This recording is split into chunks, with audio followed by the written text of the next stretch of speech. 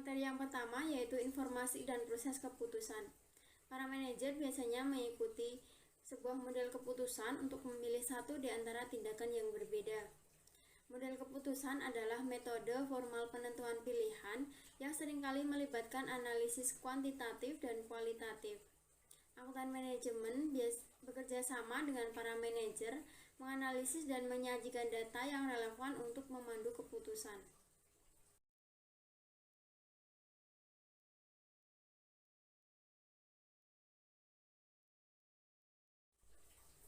Selanjutnya ada konsep relevansi. Konsep relevansi ini dibagi menjadi dua.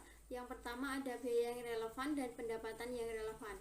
Biaya yang relevan sendiri yaitu biaya masa depan yang diperkirakan, dan pendapatan yang relevan yaitu pendapatan masa depan yang diharapkan, yang berbeda di antara alternatif tindakan yang sedang dipertimbangkan. Adapun dua hal yang harus diperhatikan dalam biaya yang relevan dan pendapatan yang relevan. Yang pertama ada terjadi di masa depan. Setiap keputusan yang berhubungan dengan memilih rangkaian tindakan didasarkan pada hasil di masa depan yang diharapkan. Dan yang kedua ada berbeda di antara alternatif tindakan. Biaya dan pendapatan yang tidak berbeda tidak akan menjadi masalah dan karenanya tidak menjadi beban bagi keputusan yang dibuat.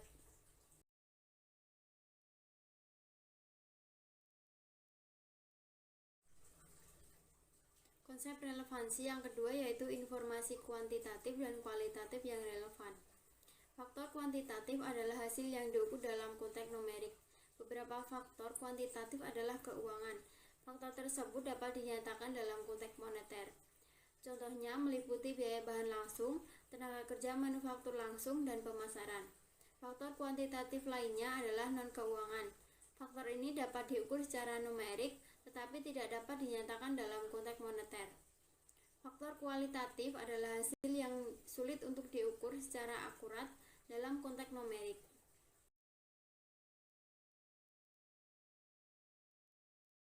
Kan 11.4 menyajikan data untuk contoh ini atas dasar kalkulasi biaya absorpsi, yaitu biaya manufaktur variabel maupun tetap, termasuk dalam biaya persediaan dan harga pokok penjualan.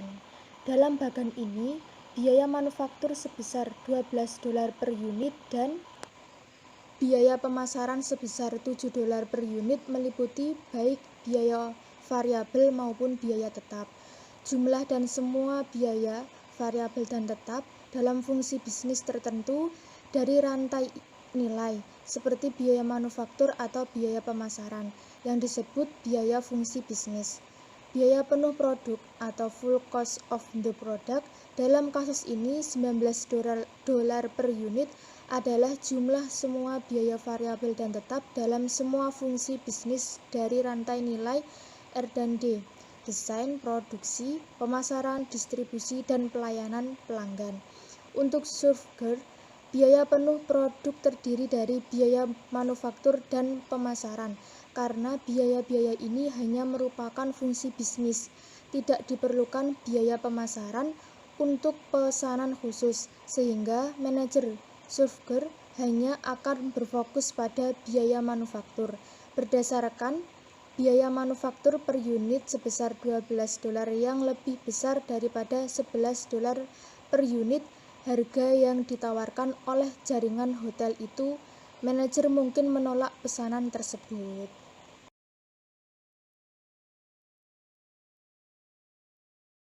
Dalam contoh ini, membandingkan total jumlah 30.000 unit versus 35.000 unit, atau hanya berfokus pada jumlah yang relevan di kolom perbedaan dalam bagan 11.5, menghindari implikasi yang menyesatkan, implikasi yang akan diakibatkan dari membandingkan harga jual $11 per unit terhadap biaya manufaktur per unit sebesar $12. Bagan 11.4 yang meliputi baik biaya manufaktur variabel maupun tetap.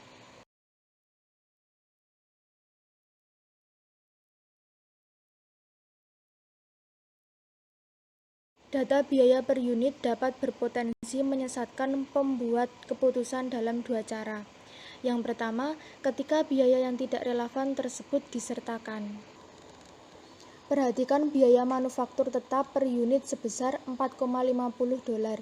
Tenaga kerja manufaktur langsung $1,50 per unit ditambah overhead manufaktur $3,00 per unit yang disertakan dalam $12 per unit. Biaya manufaktur pada keputusan pesanan khusus hanya satu kali. Lihat bagan 11.4 dan 11.5. Biaya $4,50 per unit ini adalah tidak relevan menurut asumsi dalam contoh kita, sehingga baru dikeluarkan. Outsourcing versus outsourcing dan keputusan membuat versus membeli. Outsourcing adalah membeli barang dan jasa, cari pemasok luar, dan bukan insourcing, yaitu memproduksi barang yang sama atau menyediakan jasa yang sama di dalam organisasi. Istilah umum dalam pembuatan keputusan adalah biaya inkremental, yaitu total biaya tambahan yang terjadi pada sebuah aktivitas. Dalam bagan 11.6, biaya inkremental membuat CD player adalah tambahan total biaya sebesar $15 juta yang akan ditanggung Soho bila memutuskan membuat CD player. Overhead manufaktur tetap sebesar $3 juta. Bukanlah biaya tambahan, karena Soho tetap akan menanggung biaya ini. Apakah membuat CD player atau tidak? Biaya diferensial adalah perbedaan dalam biaya total antara dua alternatif. Demikian pula, biaya inkremental membeli CD player dari pemasok luar adalah biaya total tambahan sebesar $16 juta yang akan ditanggung Soho jika memutuskan untuk membeli CD player. Dalam bagan 11.6, biaya diferensial antara alternatif membuat CD player dan membeli CD player adalah $1 juta. $16 juta dikurangi $15 juta.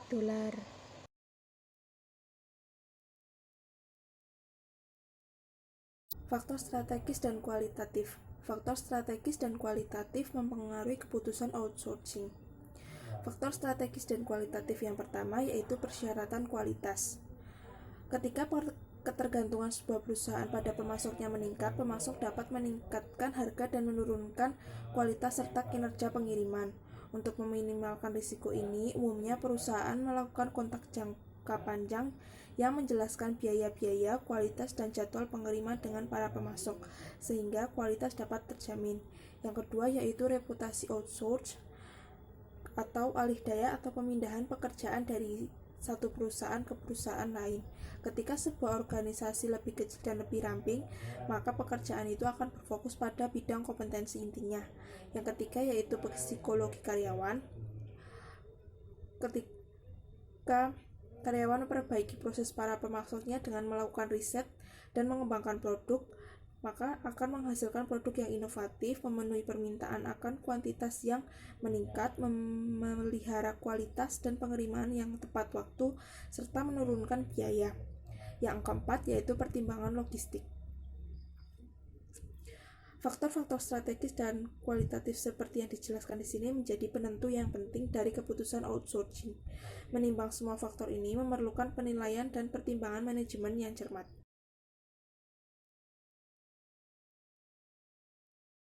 Selanjutnya yaitu biaya oportunitas dan outsourcing. Biaya oportunitas atau opportunity cost adalah kontribusi ke laba operasi yang dilewatkan atau ditolak karena tidak menggunakan sumber daya terbatas pada penggunaan alternatif terbaik berikutnya.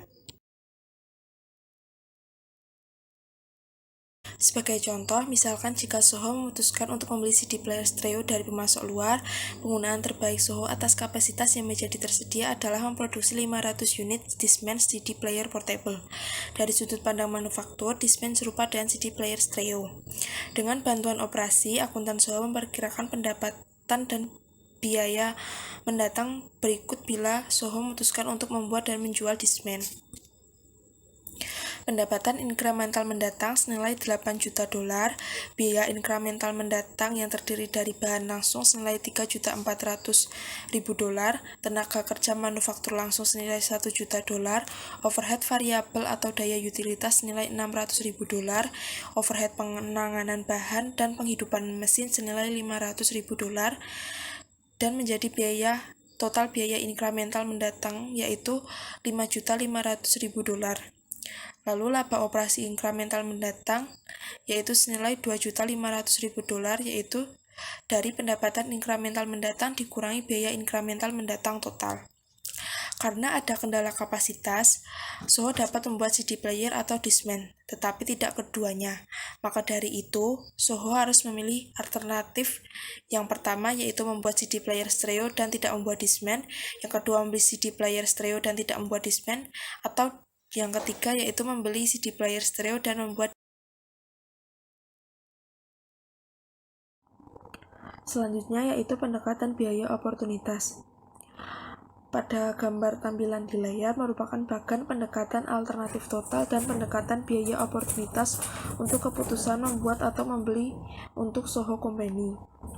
Panel A yaitu pendekatan alternatif total untuk keputusan membuat atau membeli.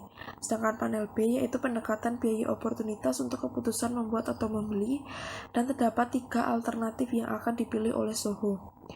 Pada panel A, meringkaskan pendekatan alternatif total, biaya, dan pendapatan mendatang untuk semua alternatif. Pendekatan alternatif yang paling disukai yaitu yang nomor 3, membeli stereo CD player dan membuat Discman. Pada bagian panel B memperlihatkan pendekatan biaya oportunitas untuk menganalisis alternatif yang dihadapi oleh Soho. Saat menggunakan pendekatan biaya oportunitas, manajer Soho harus berfokus pada biaya membuat atau membeli CD player. Panel B menyebabkan manajemen membuat kesimpulan yang sama seperti panel A, yaitu membeli stereo CD player dan membuat Discman adalah alternatif yang paling disukai. Panel A dan B dari bagan 11-7 menjelaskan 2 pendekatan yang konsisten untuk membuat keputusan dengan kendala kapasitas. Pendekatan alternatif total dalam panel A meliputi semua biaya dan pendapatan inkremental mendatang. Selanjutnya yaitu biaya penyimpanan persediaan. Contoh biaya oportunitas yang lain terdapat pada data tampilan di layar. Estimasi tahunan kebutuhan stereo CD player untuk tahun berikutnya yaitu senilai 1 juta unit. Biaya per unit jika pembelian adalah 10.000 unit yaitu 16 dolar. Biaya per unit jika pembelian adalah sama dengan atau lebih besar dari 500 unit, 16 dolar dikurangi diskon 1% yaitu 15,84 dolar. Biaya pemesanan pembelian yaitu 500 dolar. Alternatif yang dipertimbangkan yang pertama yaitu melakukan 100 pembelian masing-masing sebesar 10.000 unit selama tahun berikutnya, atau yang kedua melakukan 2 pembelian sebanyak 500 unit selama tahun tersebut. Investasi rata-rata dalam persediaan yang pertama yaitu 10.000 unit dikali 16 dolar per unit dibagi 2 pangkat A, atau contoh ini mengasumsikan bahwa pembelian stereo CD player akan berlangsung secara teratur sepanjang tahun. Investor rata-rata dalam persediaan sepanjang tahun adalah biaya persediaan saat sebuah pembelian diterima, ditambah biaya harga pokok persediaan tepat sebelum pembelian berikutnya dikirimkan. Dalam contoh kami 0 dibagi 2 senilai 80.000 dolar. Yang B yaitu 500 unit dikali 15,84 dolar per unit dibagi 2 pangkat B, yaitu senilai 3.960.000 dolar. Tingkat pengembalian tahunan jika kas diinvestasikan di tempat lain, atau misalnya obligasi atau saham, pada tingkat risiko yang sama seperti investasi dalam persediaan senilai 9%.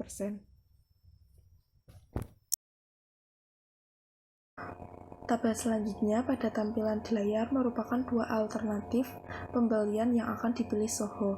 Alternatif yang pertama yaitu melakukan 100 pembelian masing-masing sebesar 10.000 unit selama tahun itu, dan alternatif yang kedua yaitu melakukan 2 pembelian masing-masing sebesar 500 unit selama tahun itu. biaya yang relevan terhadap alternatif yang pertama yaitu $16.057.200, sedangkan alternatif yang kedua biaya yang relevan senilai $16.197.400. Biaya oportunitas menahan persediaan adalah pendapatan yang dilewatkan karena mengikat uang dalam persediaan dan tidak menginvestasikannya di tempat lain. Pada dasarnya, Soho akan lebih memilih alternatif A ketimbang alternatif B, karena lebih rendahnya biaya oportunitas akibat menanggung persediaan yang lebih kecil melebihi biaya oportunitas akibat pembeliannya lebih tinggi beserta biaya pemesanannya. Jika biaya oportunitas dari mengikat uang dalam persediaan lebih besar daripada 9% per tahun, atau jika dipertimbangkan manfaat inkremental lainnya karena menanggung persediaan yang lebih rendah, seperti lebih rendahnya biaya asuransi, penanganan bahan, penyimpanan, keusangan, dan biaya kerusakan, melakukan 100 pembelian akan menjadi lebih ekonomis. Keputusan bauran produk menurut kendala kapasitas. Menguji bagaimana konsep relevansi berlaku untuk keputusan bauran produk atau product mix decision. Keputusan yang dibuat oleh sebuah perusahaan tentang produk mana yang akan dijual dalam kuantitas tertentu. Keputusan ini biasanya hanya memiliki fokus jangka pendek, karena tingkat kapasitas dapat diperluas dalam jangka panjang. Contohnya yaitu BMW membuat mobil Jerman secara berkelanjutan harus mengadaptasikan bauran model mobil yang berbeda, misalnya yaitu 325i, 525i, dan 740i, untuk fluktuasi jangka pendek dalam harga jual dan permintaan. Memiliki produk yang memiliki margin kontribusi per unit tertinggi dari kendala sumber daya atau faktor yaitu sumber daya yang membatasi produk atau penjualannya. Probabilitas pelanggan ABC dan biaya yang relevan. Contoh 5. Alidwest. Kantor penjualan West Coast dari Alid Furnitur penjualan grosir dari furnitur khusus memasok furnitur ketiga pengecer lokal, yaitu ada Vokal, Banner, dan Wig. Bahkan 11.8 menyajikan pendapatan dan biaya yang diperkirakan Alidwest dari pelanggan untuk tahun yang akan datang dengan menggunakan sistem ABC. Alidwest membebankan biaya ke pelanggan berdasarkan aktivitas yang ditentukan untuk mendukung setiap pelanggannya. Informasi tentang biaya Alidwest untuk aktivitas yang berbeda pada berbagai tingkat hierarki biaya adalah sebagai berikut.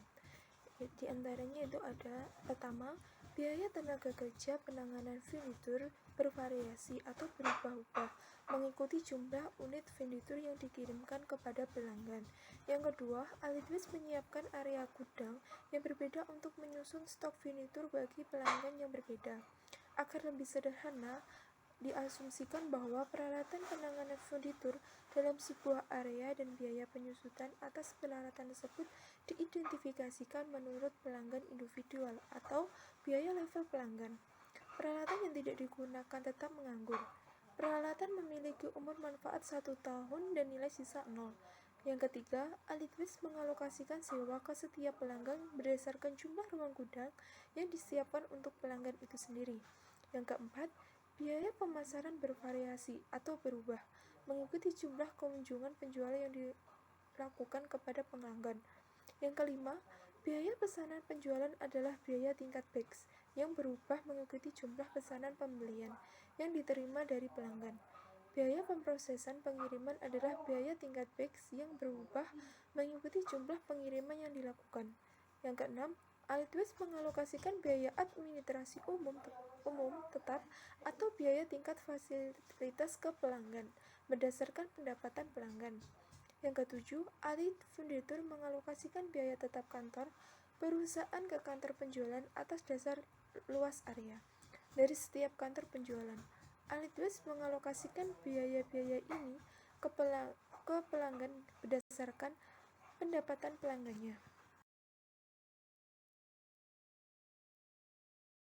Analisis pendapatan yang relevan dan biaya yang relevan atas menghapus seorang pelanggan bisa dilihat pada bagan 11.8, di mana pendapatan Vocal ada $500, banner ada $300, wig ada $400, dan totalnya ada $1.200.000. Harga pokok penjualan vocal ada 370, banner ada 220, wigs ada 330, dan totalnya ada 920. Kemudian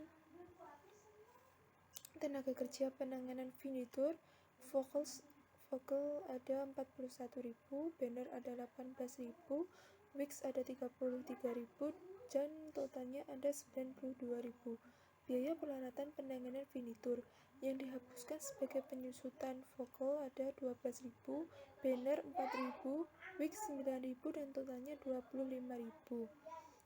Kemudian sewa pada vocal ada 14.000, banner 8.000, wigs 14.000, dan totalnya ada 36.000. Kemudian dukungan pemasaran vocal ada 11.000, banner 9.000, wigs 10.000, dan totalnya adalah 30.000. Pesanan penjualan dan pemrosesan pengiriman pada vocal ada 13.000, banner 7.000, wigs 12.000, dan totalnya 32.000. Administrasi umum pada vocal ada 20.000, kemudian banner 12.000, wigs 16.000, kemudian totalnya ada 48.000. Alokasi biaya kantor perusahaan pada vocal ada 10.000, bannernya ada 6.000, wigs 8.000, dan totalnya 24.000. Kemudian total biaya pada vocal ada 491.000, banner 284.000, wigs ada 432.000, dan totalnya adalah 1.207.000. Kemudian laba operasi pada vocal ada $9.000, banner ada $16.000, dan wigs ada pengurangan $32, dan totalnya ada $7.000.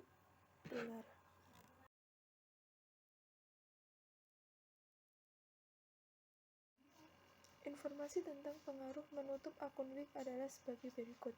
Di antaranya dibagi menjadi 3 bagian. Yang pertama, menutup akun wig akan menghemat harga pokok penjualan, biaya tenaga kerja, penanganan furnitur, dukungan pemasaran, pesanan penjualan, dan biaya pemrosesan pengiriman yang terjadi pada akun wig. Yang kedua, dengan menutup akun wig, ruang gudang dan peralatan penanganan furnitur yang saat ini digunakan untuk produk wig akan menjadi menganggur. Yang ketiga, menutup akun wig tidak akan mempengaruhi biaya administrasi umum tetap atau biaya kantor perusahaan.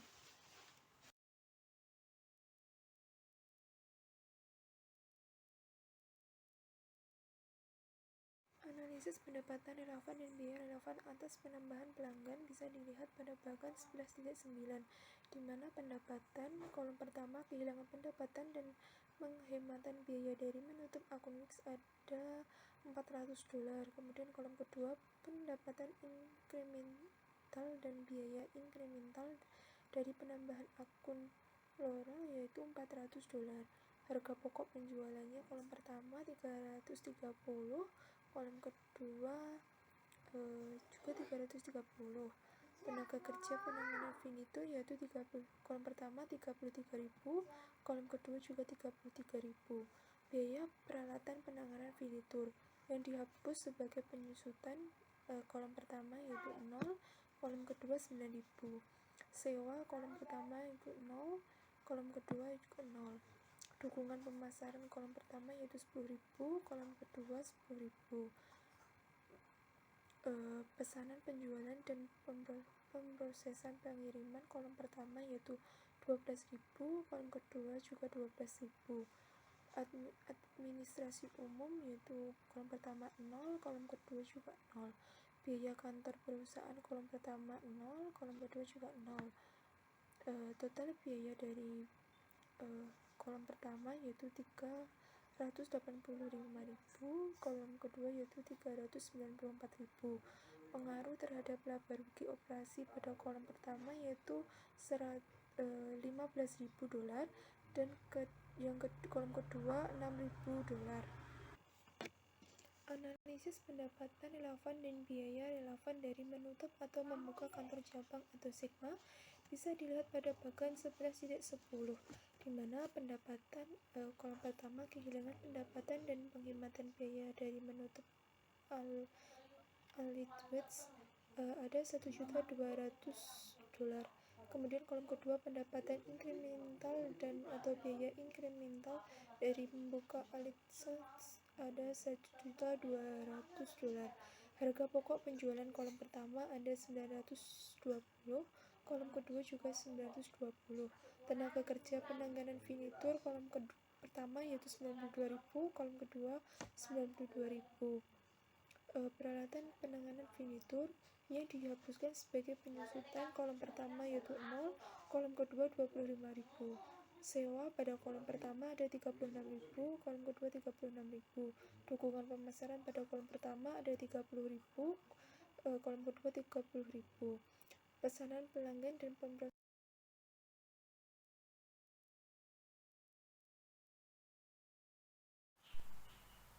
Materi selanjutnya yaitu mengenai irelevansi biaya masa lalu dan keputusan penggantian peralatan. Materi ini menjelaskan mengapa nilai buku peralatan tidak relevan dalam keputusan penggantian peralatan. Mengapa tidak relevan? Karena biaya masa lalu historis atau sang tidak relevan dalam pengambilan keputusan terjadi karena sebuah keputusan tidak dapat merubah sesuatu yang telah terjadi. Dalam hal keputusan tentang penggantian peralatan, nilai buku, biaya awal dikurangi akumulasi penyusutan dan peralatan biaya yang ada adalah biaya masa lalu yang tidak relevan. Nah, contohnya yaitu Toledo Company yang sedang mempertimbangkan penggantian sebuah mesin potong baja dengan model yang lebih baru. Mesin yang baru lebih efisien ketimbang mesin yang lama, tetapi memiliki umur manfaat yang lebih pendek. Pendapatan dari suku cadang pesawat terbang sebesar $1,1 juta per tahun tidak akan terpengaruh oleh keputusan penggantian. Nah, berikut ini adalah data yang disiapkan oleh akuntan manajemen atas mesin lama yang ada dan mesin baru pengganti. Biaya awal dengan mesin lama $1 juta dan mesin baru $600.000. Umur manfaat mesin lama 5 tahun dan mesin baru 2 tahun. Umur saat ini dari mesin lama 3 tahun dan mesin baru 0 tahun. Umur manfaat yang tersisa dari mesin lama 2 tahun dan mesin baru 2 tahun. Akumulasi penyusutan dari mesin lama $600.000 dan mesin baru belum diperoleh. Nilai buku mesin lama $400.000 dan mesin baru belum diperoleh. Nilai pelepasan saat ini atau tunai dari mesin lama $40.000 dan mesin baru belum diperoleh. Nilai pelepasan akhir tunai 2 tahun dari sekarang, mesin lama $0 dan mesin baru juga $0. Biaya operasi tahunan pemeliharaan energi, perbaikan cairan pendingin dan lainnya dari mesin lama $800.000 dan mesin baru $460.000.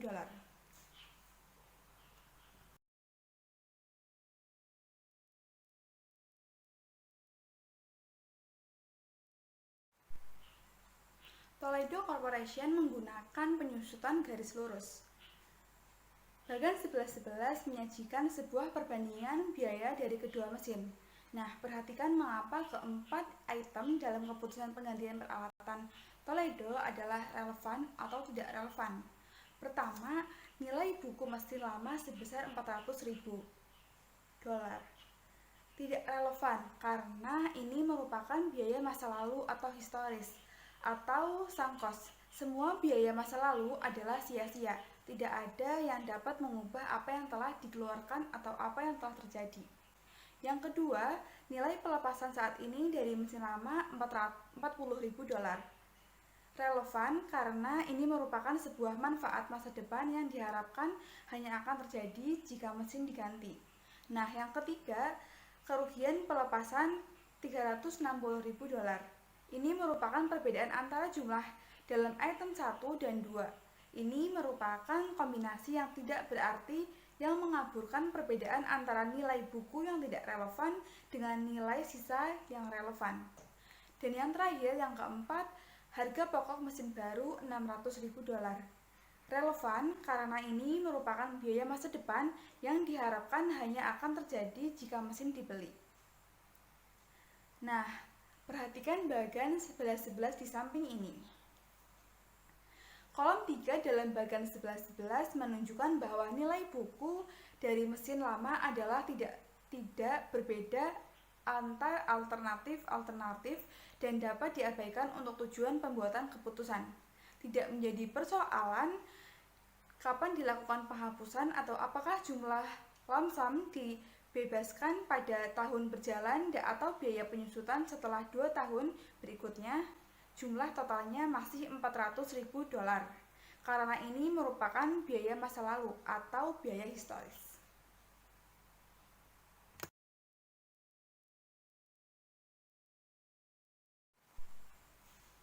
Materi selanjutnya yaitu bagan 11-12, yaitu tentang perbandingan biaya. Penggantian mesin harga pos relevan untuk Tolado Company. Nah, perhatikan bagan di atas ini ya. Nah, agar tetap fokus, bagan 11-12 hanya berkonsentrasi pada pos-pos yang relevan. Perhatikan bahwa jawaban yang sama, laba operasi yang lebih tinggi sebagai akibat dari biaya yang lebih rendah sebesar $120.000 dengan mengganti mesin dapat diperoleh walaupun nilai bukunya dihilangkan dari perhitungan. Nah, satu-satunya pos yang relevan adalah biaya operasi kas, nilai pelepasan mesin lama, dan biaya mesin baru yang dipresentasikan sebagai penyusutan bagan 11-12.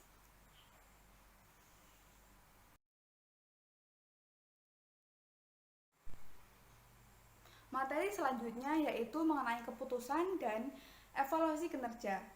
Materi ini menjelaskan mengenai bagaimana konflik dapat muncul antara model keputusan yang digunakan oleh seorang manajer dan model evaluasi kinerja yang digunakan untuk mengevaluasi manajer tersebut. Nah, perhatikan contoh penggantian peralatan dalam urutan 5 langkah dalam bagan 11-11. Langkah pertama yaitu memperoleh informasi, selanjutnya membuat prediksi, lalu setelah itu memilih alternatif, dan kemudian mengimplementasikan keputusan, dan yang terakhir mengevaluasi kinerja. Analisis dari bagan 11-11 dan 11-12 menyatakan lebih baik melakukan penggantian mesin dan bukan mempertahankan mesin. Namun, apakah manajer akan menggantinya? Faktor yang paling penting dalam keputusan penggantian adalah persepsi manajer, apakah model keputusan sesuai dengan bagaimana kinerja manajer tersebut dinilai.